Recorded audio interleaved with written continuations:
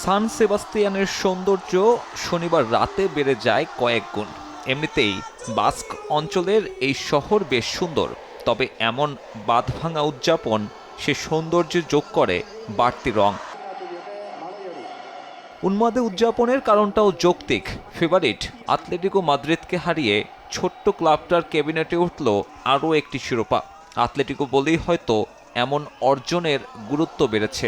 Rival ক্লাবটার সঙ্গে white and ব্লুদের ইতিহাস যে বেশ পুরনো আর ট্রাজিক। লা কার্তুজায় ম্যাচের শুরু থেকে বিশাল এক টিফো মেলে ধরে সোসিয়াদ সমর্থকরা। টিফোতে যে ব্যক্তিটার ছবি তার নাম আইতোর জাবালেতা, ক্লাবটার পার ভক্ত। ১৯৯৮ সালে উয়েফা কাপের ম্যাচে যিনি নিহত হন প্রতিপক্ষ আতলেটিকো মাদ্রিদের উগ্রবাদী সমর্থকদের হাতে। বাস্তিয়ন ১৯০৩ নামে সেই উগ্রবাদী সংগঠনের সদস্যরা জাবালেতাকে খুন করে তার প্রেমিকার সামনেই। দীর্ঘ ২৮ বছর ধরে তাই সব সোসিয়েদাদ ভক্তদের মনে জায়গা করে আছেন জাবালেতা। আতলেটিকো মাদ্রিদের বিপক্ষে খেলা হলেই ফিরে আসে ওই ট্রাজিক অতীত। কোপা দেল রে জয়ের ট্রফিটা তাই ক্লাবের সেই পার ভক্তকেই উৎসর্গ করল গোটা দল।